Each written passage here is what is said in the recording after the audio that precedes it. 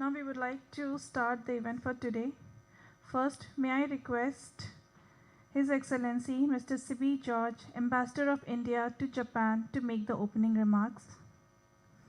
Hajime ni junichi indo taishi no Sibi George Kaka yori kaikai no go aisatsu o itadakimasu.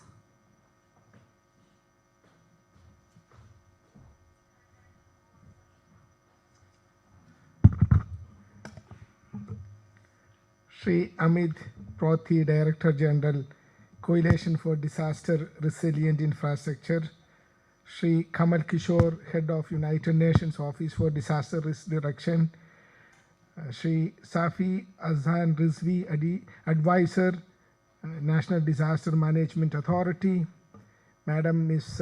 Makiko Ohashi, Director in the Director, Disaster Management Bureau, Cabinet Office, Government of Japan, distinguished guests, ladies and gentlemen.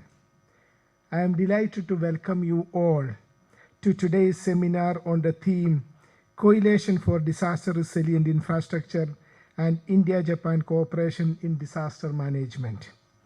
Over the past few years, India has taken significant strides both domestically and internationally in disaster management and risk reduction. India has introduced a multi-dimensional disaster management plan, which includes raising of prompt response forces and early warning systems that have saved millions of lives.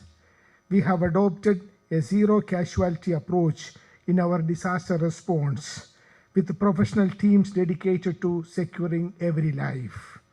India has also leveraged the power of its youth by training millions in disaster management, empowering our communities to effectively combat disasters.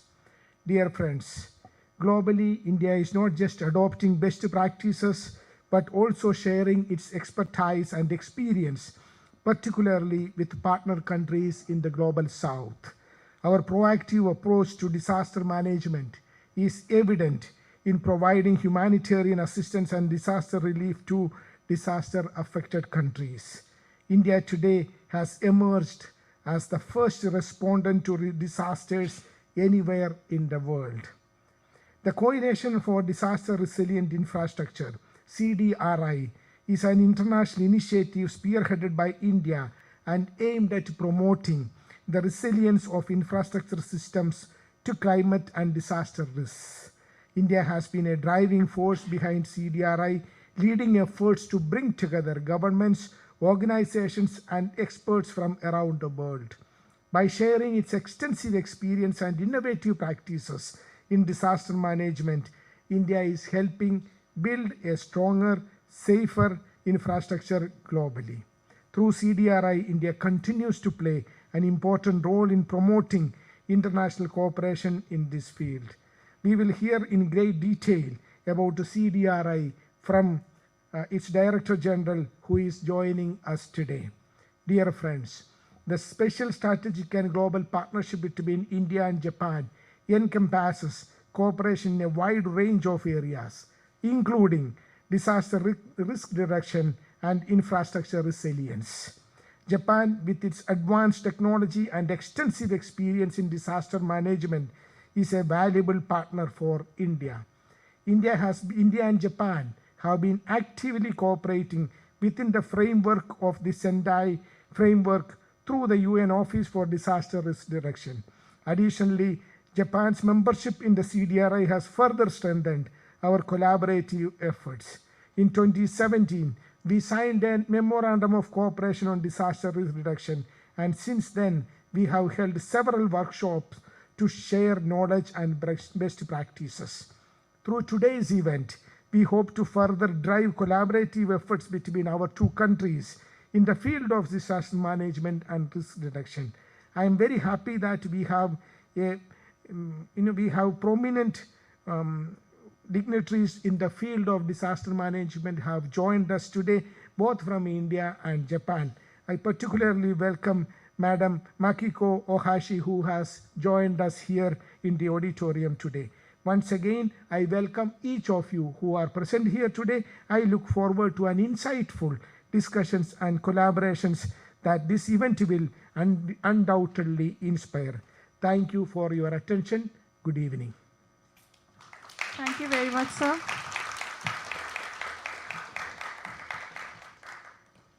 May we first invite Ms. Makiko Ohashi, Director in charge of International Cooperation, Disaster Management Bureau, Cabinet Office, Government of Japan, to make her presentation. まずは日本政府内閣府防災局国際協力担当官の大橋真紀子氏よりご講演をいただきたいと思います。お願いいたします。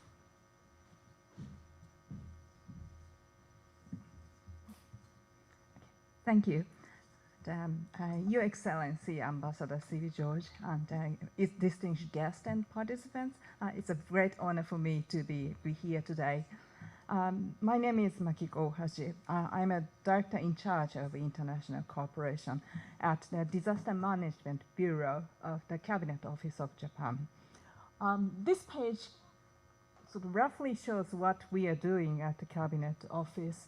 As many of you may know, the Disaster Management Bureau is slightly different from NDMA of the India because at the Japanese government, virtually every single ministries and governmental agencies is in charge of implementation of DRL in its own area.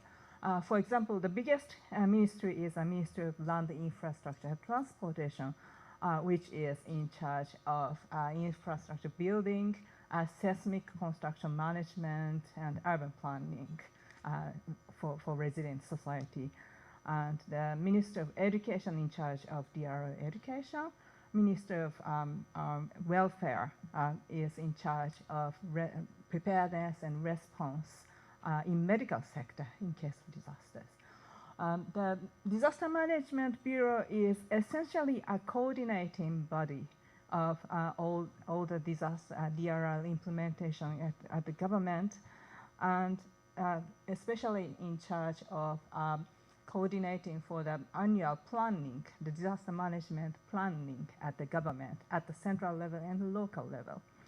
And we are also doing drills and the sort of trainings, as the bottom right photo shows. The middle one, the booklet is what we call a white paper on disaster management, which we have to publish annually based on our law to report on the disaster management measures, the profiles of the disaster happened during 1 year on an annual basis. The top right one is a booklet of the community disaster plan made at one city in Japan. And left one is, you might have seen this one. This is Prime Minister Kishida talking to the local people at the Noto Prefecture after the disaster. Very recent pictures. So we are also coordinating the disaster response headquarters when disaster happens. Actually, last night, some of us, including my colleague here, who was called on office in the middle of the night to do the quick information collection and response for the heavy rain happened in the Yamagata Prefecture last night. He must be sleepy now. Okay. Would it quick? Next, please. Okay. That in the theory of disaster management, there's something called the disaster management cycle. There are the four main elements of disaster management cycle. Is first, prevention in normal times to reduce the disaster risks and possible damages, and also early warning to be prepared for proper evacuation and probably reduce damage to some extent. But still, disaster happens, we have to be prepared for response, quick response and proper response, including rescue, medical support, initial support for victims. And once response phase is over, we have to go through the phase of recovery and reconstruction. And what's important is learning from recovery and reconstruction, we have to add it up on the further prevention with the idea of build back better, which means once disaster hits you, you have to recover the place in a way, in a stronger way, in a resilient way, so that you are not going to have the same level of damage even if the same level of disaster hits you.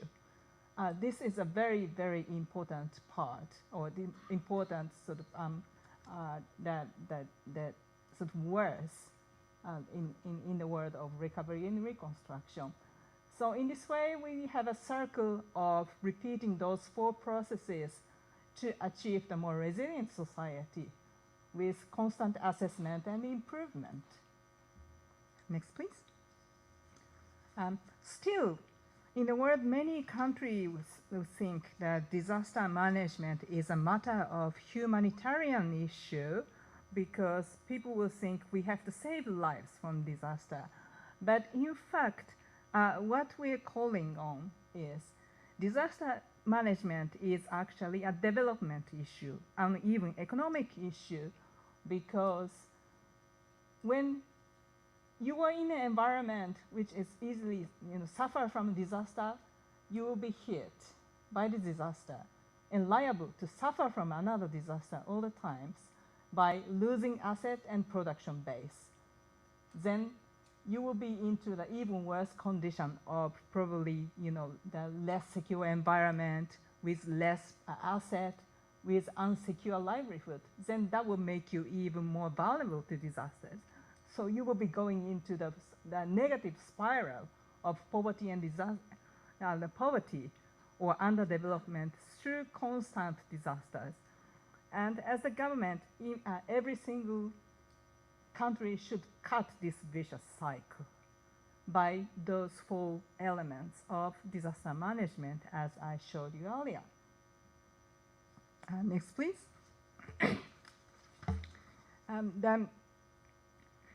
The global principle of disaster risk reduction is called the Sendai Framework for Disaster Risk Reduction 2015 to 2030, which was adopted in Sendai City in 2015 at the Global Conference on Disaster Risk Reduction. This Sendai Framework shows the 4 priorities for action. 1 is understanding disaster risks. 2 is strengthening disaster risk governance for management. 3, prior investment for disaster resilience. Then 4, strengthening preparation and promotion of Build Back Better, as I said. Especially these 3 red letter words, governance, prior investment, and Build Back Better, are the key concepts that promoted by Japan based on our heavy experience of the hard disasters in the histories. Each country have a proper governance to lead the DRR policies. And we have to make sure that we should put a prior investment, proper investment. Then once disaster hits you, you have to aim for build back better, not just recovering to the prior condition. Next, please. And these 3 points promoted by Japan are echoed by actually the government of India when India set up the Disaster Risk Reduction Working Group at G20 last year. The last year was the first year we worked together at the G20 towards the disaster risk reduction. At the last year's G20 DRR group meeting, the India put these 5 priorities and expected outcomes. And of them, particularly they put a huge emphasis on number 2, making infrastructure systems and disaster and climate resilient. And then national financial frameworks. And Japan has strongly echoes the importance of these two elements, which are totally in line with the Sendai framework.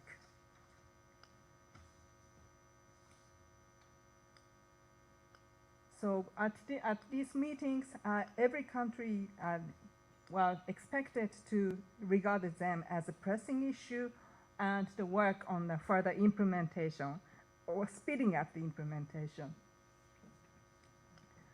These priorities are now taken over by the Brazil presidency of G20 this year. Actually, Brazil has is about to start the G20 DRR working group today in a few hours. And their priority items also include these resilient infrastructure and financial networks as taken over from the India presidency. Next, please.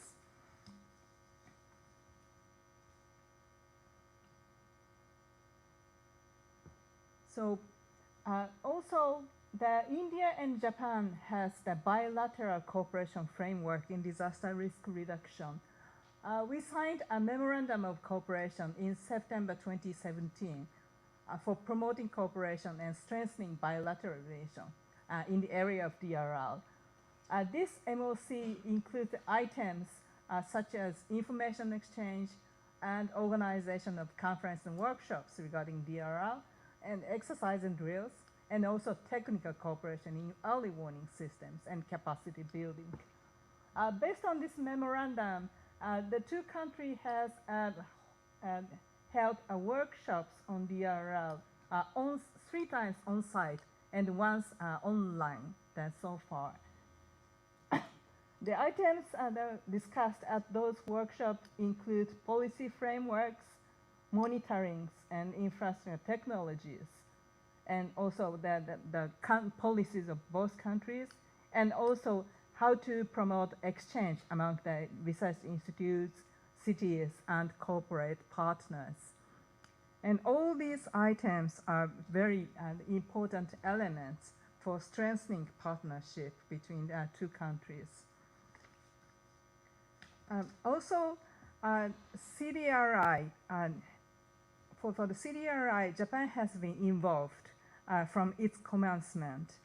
And Japan is contributing the CDRI as a member of the next executive committee from August this year. Japanese experts from JICA is a member of CDRI Fellowship Committee, and the Japan Ministry of Land Infrastructure and Transportation is taking part in the joint study on disaster resilience of airports at the moment. So the concrete partnership and and collaboration is going on under the framework of CDRI as well. I believe that the CDR's efforts to build a disaster resilient society are very important to convey the strong message of the importance of disaster risk reduction to the world. Next, please. Oh, is it the end? Okay. Also, last but not least, of course, Japan congratulates the appointment of Dr. Kamal Kishore, the previous member of NDMA, as the head of new head of UNDRR. Kamal Kishore has have a long history of partnership with lots of researchers and policy practitioners of Japan. We firmly believe that his rich experience in his work at NDMA will be a huge asset to the UNDRR and the global movement of DRR promotion, since practically he is the first head of DRR who has the practical experience of implementing DRR in the world. So we are very, very happy to assist him in his upcoming partnership. So in a nutshell, we believe that we could further strengthen the collaboration, both bilaterally and through CDRI and also UNDRR to take the global lead towards the disaster resilient societies. Thank you very much for listening. Thank you so much, ma'am. Moving ahead with our event, may I now invite Mr. Amit Brothi Director General, Coalition for Disaster Resilient Infrastructure, CDRI, to make the presentation. Suzukimashite Amit Protishi Kyokucho Saigai ni Suyoi Infra Rengo CDRI Yori online presentation o itadakimasu.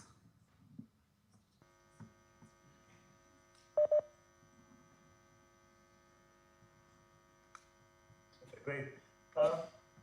Hello, everyone. Good evening in Japan. Good afternoon from New Delhi. I'm Amit Proti. I'm the Director General of the Coalition for Disaster Resilient Infrastructure. It's a pleasure to be here with all of you. Thank you, Ambassador George, Director Ohashi, my good friend, but also respected SRSG. It's good to see you again, as well as Mr. Rizvi. I'm thankful to be on this panel. Thank you for talking about CDRI. My job today really is to introduce CDRI to all of you. So that's what I'm going to do. Next slide. I think Director Ohashi highlighted the importance of this agenda, but let me also provide a few examples to highlight why we really need to think about disasters very carefully, and particularly from a development agenda, as she talked about. Some of you may recall, 2017, Puerto Rico, which is in the United States of America, was hit by 2 hurricanes, the result of which was that most of the island lost power. And quite a few people were without power for close to 1 year. Now that's a development challenge for people and their livelihoods. And this is, we are talking about the United States of America. You open the newspaper today and you have wildfires in Canada, you have events of disasters occurring almost on a regular basis around the globe related to different kinds of hazard events. Next slide. When there is a disaster, there's an impact on people in the immediate vicinity, there's an impact on the local economy, but there is also a ripple effect around supply chains around the world. I've used this example often, but I like to again say it. I was living in Washington, D.C., and there was a flood in Thailand. And during this time, I was trying to order on Amazon a hard drive for my computer, and the hard drive was backed up for 3 to 4 months, and I could not understand why. Till later on, I realized that Western Digital, that was producing hard drives, was located in the suburbs of Bangkok, and flooding had impacted both the suburbs of Bangkok, but also the airport. So the supply chains were impacted, and I was not able to buy something in the United States because there was a flood in Thailand. Now, this is again something that we're noticing more and more, is that when there's an event that happens in one part of the world, a disaster that happens in one part of the world, it does affect supply chains around other parts of the world. Next slide.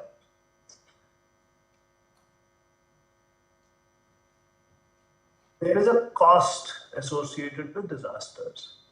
When we look at insurance costs, we're seeing that globally insurance costs have been rising, particularly when it comes to infrastructure and damage to infrastructure. This is a number from 2021, where $112 billion was what was reported as catastrophic losses that was related to infrastructure that was insured. We also know that a lot of people around the world do not have insurance. So when there is a disaster, not only are assets impacted, but people's lives and livelihoods are also disrupted, and there's a huge economic cost related to that. Next slide. UNDRR's own studies have found that the disaster and climate events are increasing, and a lot of them, the ones that are increasing, are actually related to hydromet-related disasters that are also related to climate change. Next slide. So in 2019, the Prime Minister of India at the UN Climate Action Summit in New York announced that India will lead a coalition, a global coalition, an international coalition headquartered in New Delhi to address the challenges of increasing risks related to infrastructure. Aptly called Coalition for Disaster Resilient Infrastructure, we are really focusing on how do you make infrastructure resilient to natural hazards and climate change, as we are seeing a lot more disasters that are affecting infrastructure. The trend is an alarming trend, and we need to do something about it. And the Prime Minister launched this summit with the ambition that we'll show global leadership from New Delhi, but with a coalition. Next slide. Today, we have 39 countries that have joined this coalition, including Japan. Japan has been a partner right from the very beginning. And as Director Ohashi mentioned, Japan has been very active in the coalition, both in the governance of the coalition, but also through technical support to the work that the coalition is trying to do. The coalition members are quite diverse. We have countries such as the US, Australia in the coalition. We also have small islands such as Japan, Cuba, Fiji, Jamaica, etc. So, it's really a very diverse coalition with rich countries and countries that are not so well developed, as well as not very affluent. The coalition also has organizations that are members of the coalition. The Asian Development Bank, the World Bank, UNDRR, UNDP are actually members of the coalition as well. Next slide. Our governance is effectively all of our coalition members are involved in the governance of the coalition. We've had India as the co-chair from the very beginning. And from India, we've got Dr. P.K. Mishra, who's the Principal Secretary to the Indian Prime Minister, as the co-chair of the Governing Council. So it shows India's commitment to this coalition. Coalition also has co-chairs from other countries. So the first 2 years, United Kingdom was the co-chair of the coalition, followed by the United States for 2 years. And this year, the co-chairship has transitioned to France, who have started as of last month to lead the coalition for the next 2 years. We also have at the next level an executive committee that's much more closely working with the secretariat that I lead in Delhi. And we had Japan as part of the executive committee in the first 2 years. And from next month, again, Japan will be part of the executive committee for the following 2 years, helping day-to-day decisions that we are making at the secretariat at the coalition. Next slide. What do we do? Our big ambition is that by 2050, I'll take a pause for a minute. We will be building over the next 2 years an incredible amount of infrastructure, to the extent that in the next 20 years, we'll be building the amount of infrastructure that we have built over the last 200 years. And we need to really influence how that infrastructure is built and upgraded. So our ambition is that by 2050, we will influence over $10 trillion of new and existing infrastructure to be more resilient. How do we intend to do that? We have 3 pillars that we are focused on. The first pillar relates to advocacy. It's really important to advocate for resilient infrastructure, given the amount of money we are losing now on a regular basis, and given that disaster risks are increasing. We really need to advocate for this agenda, and our first priority is on advocacy. The second priority is really to start to share knowledge. There are countries around the world who've been dealing with risks for a long time. It's important to find avenues to share how countries are addressing some risks. I remember an example from Japan itself, where there was an earthquake at the beginning of this year, and the telecommunication infrastructure was affected, and you had found solutions such as mobilizing ships with telecommunication infrastructure so that the service was not disrupted. Similarly, other countries have examples of solutions that may work for other countries around the world. So we're trying to say, how do we become a place where transfer of knowledge becomes possible, where new knowledge can be created, and we can build capacity to address these growing risks. So the second priority is on research, knowledge management, and capacity building. The third part of our focus is really to provide technical assistance on the ground in member countries. Now, this is really important because we can talk about things, we can share knowledge, but unless we're actually influencing how on-the-ground implementation or on-the-ground changes are going to happen, it becomes difficult to convince governments. So a lot of our effort is also going into programs and technical assistance. Next slide. Today, we are supporting 20 countries on various aspects of resilient infrastructure. We are looking at power sector resilience. We are looking at how in several countries, if their budgets are ready tomorrow, if there is a disaster and there is a huge loss to their assets and their infrastructure, are their budgets going to be able to absorb the disaster and rebuild? So we're doing these studies in Fiji, in Bhutan, in Nepal, and in India. We're looking at issues of urban resilience. We're looking at, with UNDRR, we have partnered in doing a study to understand the policy and governance related to resilient infrastructure across 4 countries, Chile, Tonga, Bhutan, etc., and Madagascar. We're looking at health sector resilience, trying to understand if our health system, that includes the people and the buildings and the systems that those buildings are relying on, are those resilient to various kinds of hazards. We're looking at telecommunication sector resilience. We're looking at transport sector resilience, for example, the resilience of airports. And again, Japanese experts have been helping on some of these programs, giving us guidance, peer reviewing material, but also helping shape some of these programs. Next slide. We're also doing several things in India along the same kinds of topics: power, teletransportation. We're starting to think about seaport resilience, telecom resilience, etc. Next slide. One of our flagship initiatives focuses on small island developing states.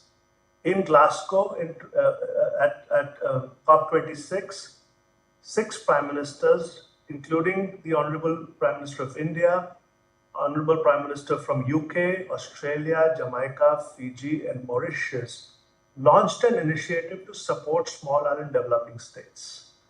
We've received funding for providing technical assistance from India, Australia, UK, and the European Union. We've already channelized support to 13 countries where we are providing technical assistance such as early warning, system upgrading, building codes, looking at coastal resilience, looking at floods and mitigation of floods through nature-based solutions. We are supporting countries like Dominican Republic, Fiji, Papua New Guinea, etc. We've got a second call for proposals out already, where we're expecting to be able to support an additional 12 to 13 countries with technical assistance. In fact, this program has become quite successful and visible, and last month we received an award from the UN. It was called the SIDS Partnership Awards for the environment for this particular program. Next slide.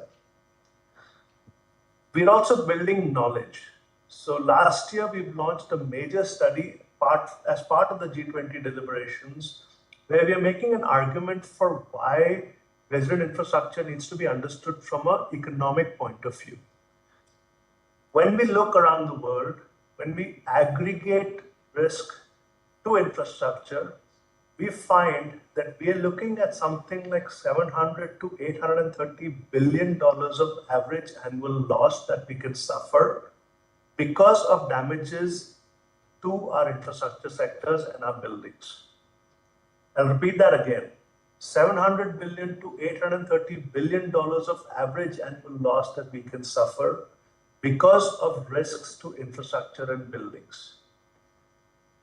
That translates to something like 14% of the annual GDP growth across the world. That's the amount of risk that we carry today, and the variability is because of different climate scenarios that we have projected. This report has received a lot of attention from policymakers, and along with this report, we have a database of global risk that we have created, where we've actually mapped out risk for all countries in the world, and it's in the public domain. This database is also receiving a lot of interest from the private sector, from academic institutions, and from policymakers. So we're going to continue to do this work as we go into the future. Next slide. Another program that we've conceptualized and are in the process of launching, and in fact, we have Japanese experts as part of this program, is to connect universities, centers that are focused on different aspects of different kinds of hazards. So for example, Indian Institute of Technology in Mumbai has a very strong earthquake center, linking that to earthquake centers in academic institutions in Japan, in Chile, in other parts of the world, and saying, how do we create new curriculum? How do we create new ways of training our next generation to think about hazards differently? So we've got this program already designed, and we're in the process of launching this in the next couple of months. Next slide. We've got a very robust fellowship program. So far, we've supported 160 fellows from 27 countries who are doing early research on new kinds of solutions. Again, solutions for looking at climate assessment frameworks for seaports, strengthening hospitals from earthquake risks, understanding changing river morphology and how that impacts bridges, etc., etc., etc. And this has been a very successful program so far. Next slide. Because we are a coalition, we really want to see how we can share knowledge and information across our members. As part of our G20 contribution last year, we launched this platform called DRI Connect, and we brought in case studies, including from Japan, that are all available on this platform, that are shared. Different countries are sharing what are they doing for resilient infrastructure. The case study becomes one way of sharing that information. We're developing communities of practice. We're developing e-learning modules that again become shareable through this platform. Next slide. On our advocacy work, we've been very active at the G20. Under India's presidency, we have colleagues currently in Brazil as part of the DRR working group there. We're organizing a side event, I think, in about 4 hours or 5 hours time, actually later this afternoon in Brazil on flood management. We've been very active at the COP, making an argument for resilient infrastructure, and we host an event in Delhi, which now has been in the 6th version. So we had the 6th international conference for DRI in New Delhi earlier this year, which brought together about 400 experts in the room and about 1,400 people online who were discussing essentially different aspects of resilient infrastructure. Next slide. With that, I'll stop and turn it back to you. Thank you so much for giving me this opportunity to talk about CDRI. Thank you so much, sir, for joining with us today. Moving ahead, may I next invite Mr. Kamal Kishore, Head of United Nations Office for Disaster Risk Reduction, to give the online remarks. So, Pick up. Hello? Okay, thank you very much. His Excellency, Mr. C.B. George, India's ambassador to Japan. Very nice to be in this event. We just met last month. Madam Ohashi-san from the Cabinet Office of Government of Japan. Thank you for your kind words earlier. DG of CDRI, Mr. Amit Prothi, Mr. Rizvi, who is one of the key leaders of our disaster risk reduction efforts in India, and colleagues who have joined for this very, very nice, very topical event. It's both a personal and a professional pleasure for me to participate in this event. It's a gathering of friends. You know, Ohashi-san presented an overview of 3 India-Japan workshops.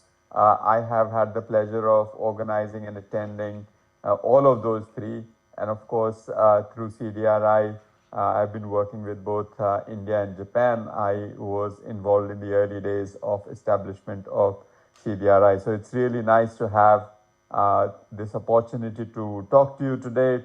And it feels like a bit of a reunion of colleagues who come together for their common passion of making the world safer from disasters and adverse impacts of climate change. At the outset, I want to say how much I personally, as well as my present organization, UNDRR, appreciates the leadership of both India and Japan in the space of disaster risk reduction. I had the opportunity to travel to Japan in the first week of my joining the Office of Disaster Risk Reduction at the UN in a visit which covered 4 different cities: Tokyo, Kobe, Sendai, and Noto Peninsula. 3 of these that have been affected by disasters, one in 1995, 2011, and then earlier this year. And I'm really impressed with the kind of work Japan is doing on disaster risk reduction. The world has been talking about Build Back Better. Japan has actually shown how to do it. When I visited Noto Peninsula, you know, whether I talk to a set of school children or an old lady who is now living in a new shelter, or I talk to people working on preservation of cultural heritage, it's really phenomenal how thoughtfully, carefully, and with a very people-centered approach, Japan drives its post-disaster recovery programs and really demonstrates how Build Back Better can be done. Similarly, in Kobe, the port that was damaged by the 1995 January earthquake, the way it has been rebuilt by incorporating principles of resilient infrastructure. How do you make the recovery of ports in such a way that in future earthquakes, in future tsunamis, in future extreme events, it is able to better withstand the impact of the event. So it's really phenomenal what Japan does and what it is able to show. And its leadership has really driven the global disaster risk reduction agenda from Yokohama to Hyogo to Sendai framework. You know, there's a thread which has been running for the last 30 years to champion the cause of disaster risk reduction globally. And likewise, I have something to say about my own country as well, India. Remarkable progress, very inspirational, especially in the context of reducing the loss of lives from extreme events such as cyclones and floods. Visionary initiatives such as CDRI to not just save lives, but also to move beyond saving lives to saving livelihoods. And the importance of an initiative like CDRI is amply clear by what we've just witnessed in the Caribbean 2 weeks ago. You know, when Hurricane Beryl just ripped across a number of countries, we did a very good job of saving lives. The forecast and warning was excellent. I think in most countries that have been affected by Hurricane Beryl, the fatality rate is in low single digits. This is not what would have been the case 10 years ago or 15 years ago. 10 years ago, 15 years ago, for a similar hurricane like Beryl, hundreds of people, if not thousands of people would have died. But we were able to save lives this time because the investment that has been made in early warning system has paid off. However, the impact on infrastructure is enormous. For many countries, it is, you know, a significant proportion of their GDP. They will take years, if not more than a decade, to recover from it, even if all the efforts are put in place for supporting the recovery after disasters. And it has huge impact on a number of sectors of economy, on tourism. There are so many stories of how fishery sector has suffered really enormous damage in the Caribbean. So it really is important that we go beyond saving lives to saving livelihoods. And in that context, the work that Japan and India as founding members of Coalition for Disaster Resilient Infrastructure are doing is absolutely essential. It is foundational. My office, UN Office for Disaster Risk Reduction, works on monitoring progress against the Sendai Framework for Disaster Risk Reduction. There are 7 targets, 4 related to reducing losses and 3 related to increasing capacities. We are not doing well at all in reducing loss of critical infrastructure in disasters. In the last 10 years have gone by, and we have barely begun to address this problem in a few pockets across the world. So in such a context, Japan-India collaboration to work on resilient infrastructure is really, really topical. I just want to say a few things that we need to perhaps emphasize. My first point is that the whole story of resilience of infrastructure systems has to be embedded in the larger macroeconomic narrative as well. You know, as the presentation of Ohashi-san pointed out, that when disasters happen, you know, the impact are not just local, they ripple across the entire economy, and some countries have national GDP level impacts. So it's really important that when we talk about resilient infrastructure, the higher level planning, the infrastructure pipelines of funding that are being developed are informed by that consideration. Only then we will be able to make an impact at a scale at which it is required right now. You know, in the context of small island developing states, CDRI presentation talked about this excellent initiative, infrastructure for resilient island states. But in a number of states, the key narrative, the key issue there is of debt sustainability of these small nations. Debt sustainability of these small nations cannot be addressed unless whatever investment we are making there in new infrastructure systems is really done in a manner that it is resilient, so that, you know, investment in infrastructure leads to a resilient prosperity, which was the theme of this year's conference of the small island developing states as well. So I think that's one thing I would like to emphasize. How do we anchor the whole discussion of resilience infrastructure, not just in the organizations of disaster risk management or a few infrastructure sector, but at an upstream level within the context of larger financial investment planning of the countries. My second point is that there is a lot of opportunity now in the context of emerging technologies, you know, machine learning, artificial intelligence, big data, sensor technology. We can actually monitor the health of functioning infrastructure systems in real time and generate analysis on what is the most optimal way of managing them in the face of extreme events such as extreme heat.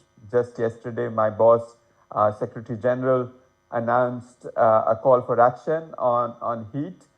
So how are we going to look at heat wave impacts on infrastructure systems?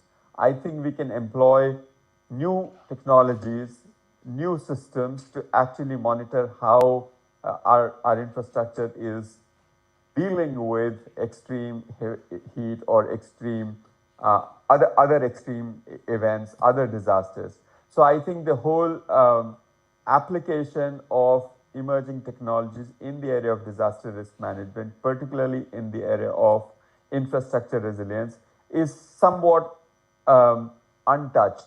You know, there are activities happening here and there. There is a lot of innovation happening, but do we now need a global strategy for coming up with a system by which we make the most effective use of emerging technologies for resilience? So that's my second point.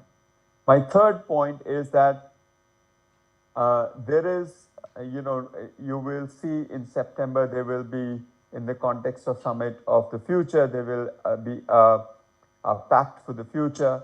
And one area of discussion which has become very topical is the whole issue of food security.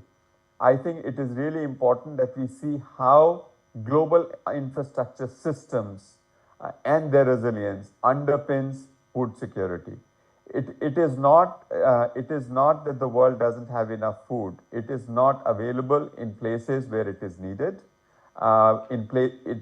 People don't have access to it, and a lot of that lack of food security is not just the production of food, but actually access to food. And all of that is underpinned by global supply chains, which is an infrastructure problem. Local level irrigation systems, their resilience, local level power infrastructure to ensure that irrigation systems continue to function effectively.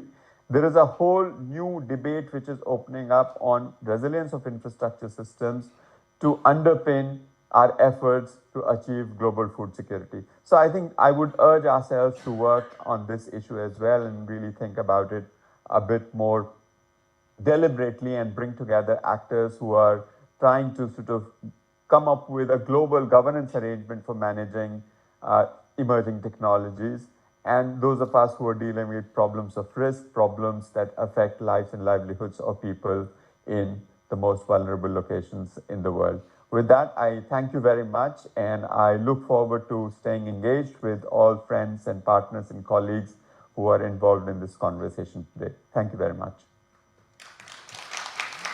Thank you so much, sir.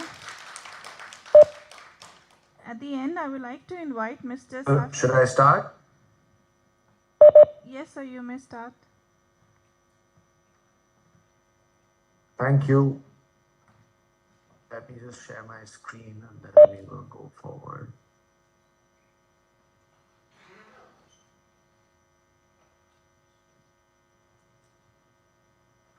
Can you see? Okay. So thank you so much for this opportunity, and I am very grateful to Ambassador George for having invited me to this online thing. If it had been offline and in person, it would have been much better. So I would encourage and request the ambassador to make offline invitations as well. Thank you so much to Director Ohashi of the Japan Disaster Management Bureau for a very nice, short, brief overview of what the Japanese disaster management as a country looks like, how it is done. Thank you so much. Thank you so much to DG Mr. Amit Prothi, who one gets to meet more often than not, and his overview. And of course, our former colleague and a friend, a philosopher and a guide, Mr. Kamal Kishore, ASG Mr. Kamal Kishore. We are just about getting used to calling him that. He's made 3 really brilliant points, especially the one about technology, food security, and how it is impacting, disasters are impacting the GDP of small island states. So we as a large country have a fair bit of small islands. So that is something we really need to look at with the example of the tsunami in 2004. So I have about 10 slides, and there's very few words in it. There may be some words in the last slide, but 9 slides are full of just numbers. Yeah, so this is a chance matrix that we have made. It's a very administrative type of matrix. It is not backed by any solid scientific research. And it just shows that what is the possibility of prevention of a certain hazard versus the possibility of mitigation of that hazard. So if you look at earthquakes, it becomes very clear that there's nothing you can do to prevent it, but you can do what Japan and Taiwan have done, as in mitigate the risks as much as you can. Landslides comes a little higher up. Heat wave, the new one that Mr. Kamal Kishore mentioned, where there's really nothing you can do to prevent it, but a lot can be done to mitigate it. Cyclones, a lot has been done in India. Hurricane Beryl and something that all of us are learning from, because Hurricane Beryl was one of the largest category 5, as the Americans categorize it. Category 5 hurricane, which came early on in the season, and they are attributing it primarily to the rising of surface temperatures in the sea, which has been happening in a really crazy way in the last 2 years. So cyclones are something that India has done fairly well in mitigating.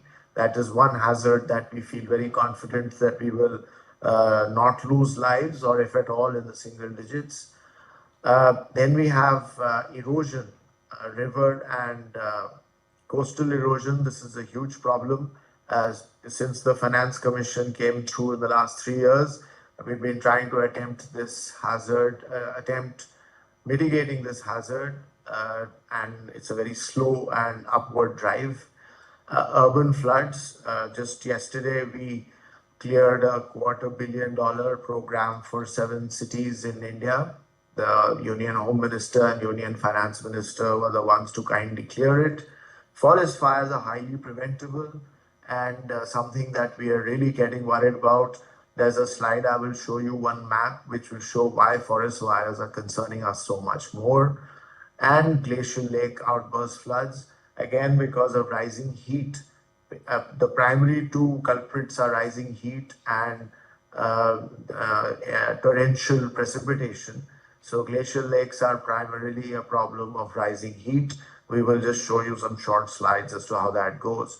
So the general structure of this presentation is to just show you where India's hazards lie and what we do about it and how we are going about it. And maybe it will be a nice way of showing the Japanese disaster management establishment and the UN establishment that these are the areas where we are willing to cooperate as much as we can to learn so much more from the international experience.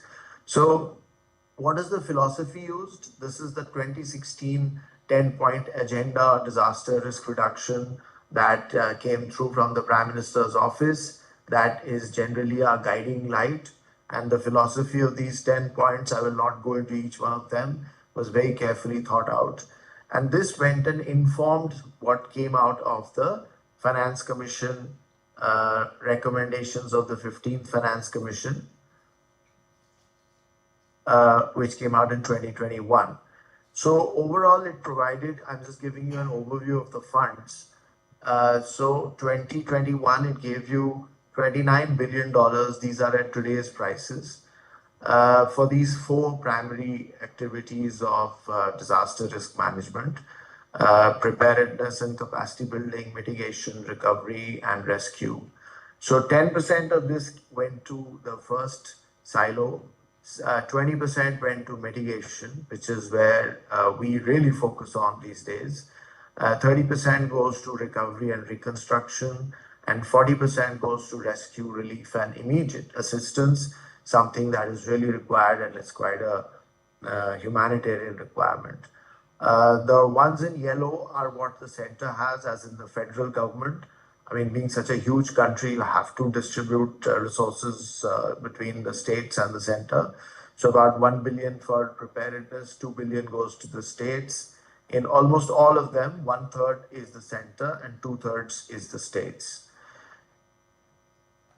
So overall, you have 2 + 4 + 6 + 8, which is about $20 billion of the 29, as in 2/3 is with the states, as in funds that are almost directly released to the states to be able to deal with it in the following the philosophy of the 10 points that the Prime Minister has indicated, which also incorporates all international things like Sendai framework and various other covenants and MOUs that India is a part of.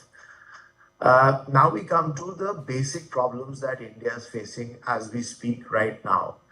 Just today, there was torrential rain in Delhi, and it was something very interesting that we have termed called FDI, frequency, duration, and intensity. That frequency, duration, and intensity is changing. It could be increasing at one point, it could be reducing at one point. Either of these three are just playing, and it's a pretty heavy game that the scientists have not yet been able to crack. If you look at this weather, this chart of India, so the June, July, August, September comparison of the last decade versus the last 30 years shows that the monsoon rains have been much lower in Assam, a state where the JICA is showing keen interest in working, in North Bihar, in northern UP, in Himachal Pradesh, and in Uttarakhand, in especially the southern parts. So the monsoon rains are slightly lower in the last decade compared to the three decades before that. That's a matter of serious concern because most of our pine forests are in Uttarakhand, Himachal, and just up north in Jammu. Assam obviously has very large forest. These are the October, November, December rainfall, same time period, 10 years versus 30 years. Same regions are drying up, Assam, Uttarakhand, and Himachal. So this is where you need rainfall in these 3 months so that when the summer months arrive in February, mid-February onwards, your forests are not dry, they are moist, and they're moist only when there is rain. So this last 10 years, we've seen much less rain, which is why we're having a serious issue on forest fires. Then you look at global temperatures. This is so much talked about that 2023 was the hottest year on Earth. 2024 is not far behind. So temperatures on the surface are rising. Temperature in the seas are rising. 23, the saffron line, high. 24, again very high. 12 months running, we've had the highest temperatures on Earth. So the more the temperatures in the sea, the more things like Hurricane Beryl, the more crazy kind of cyclones we will see in the Bay of Bengal or most likely in the Arabian Sea as well. Forest fires I just told you about. Here is the recent RISAT map, an Indian satellite. The light blue areas, the inundation. This is northern UP. The rivers have flown off their banks. It's pretty bad. It got pretty bad a few days later. Then this is a picture of urban floods, another serious problem which I showed in the little matrix in the beginning. This is coastal erosion, which is something which we, just because of the scale of everything, where our entire coastline is 7,000 kilometers. And if you add up all the islands and others, then you land up with 11,000 kilometers.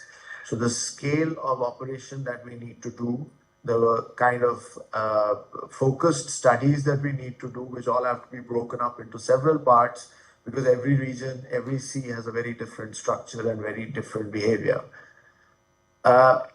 Cyclones is something that internally, as Mr. Kamal Kishore and Mr. Prothi are so well aware, we keep having massive discussions and literally, we just hold back ourselves from fisticuffs on whether the path that was shown by the Met Department was exact or not before or after a cyclone.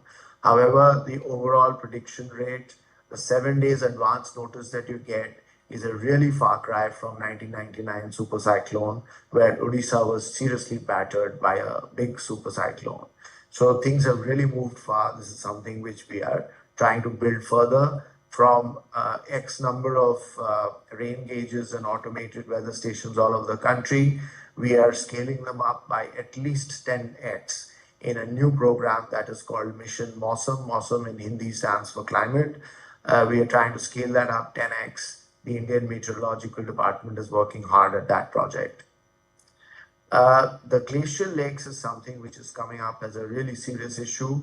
10 years ago in Kedarnath in Uttarakhand, we had a glacial lake outburst which caused serious damage and a lot of lives were lost. And 10 years down the road, we had another serious one in the Himalayas in Sikkim, where a fair bit of infrastructure was impacted. This is a map which the Indian ISRO has provided us. It provides the 28,000 glacial lakes that exist in the Indian Himalayan range. Of these, 25% lie in India. And of these 25%, we have come down to a number of 200, which are our high-risk lakes.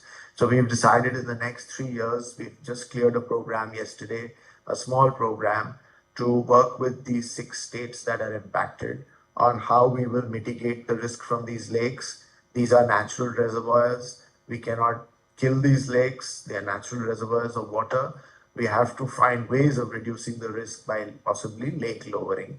So 3-year program, we are working really hard at it. We've sent about 8 expeditions already in 43 that we are planning in this summer, and we are working on that line. This is the lake that blew up, not really blew up, but it burst in early October in 2023 in Sikkim.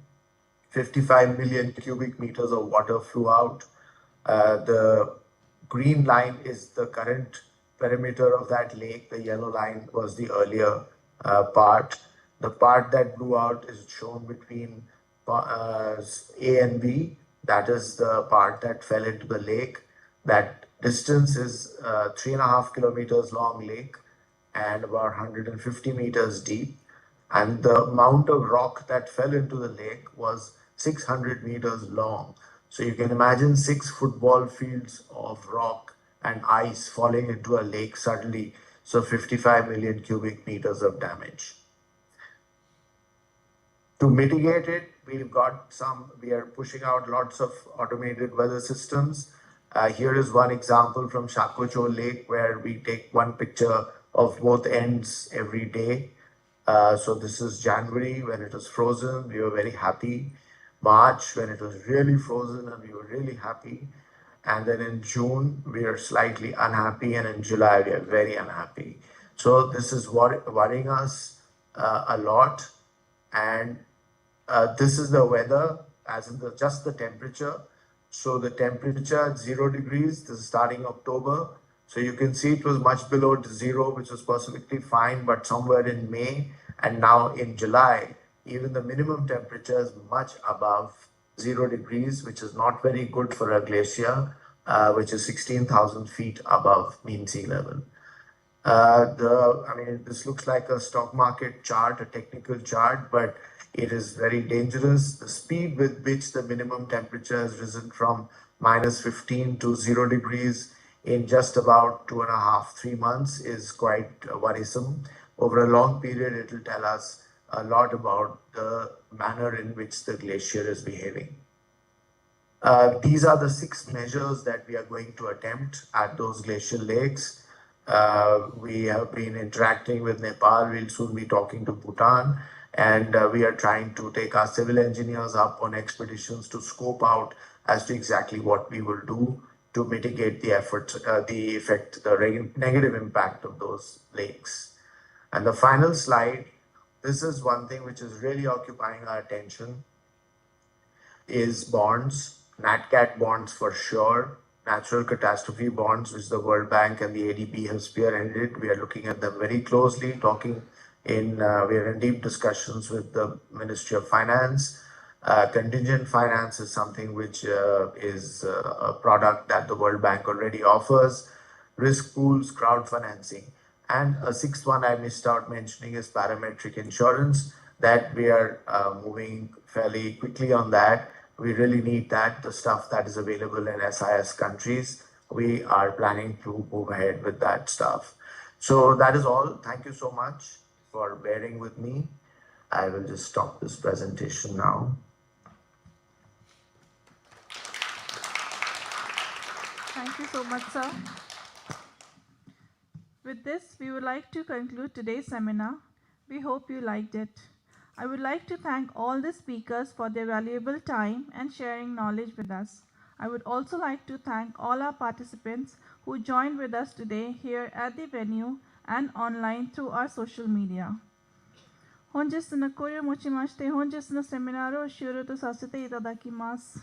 本日ご参加いただいたスピーカー様と参加者の皆様に心より感謝いたします。From now on, please join us for the networking session with refreshments just outside the foyer. Thank you once again. We hope you will join us. You may please proceed to the foyer.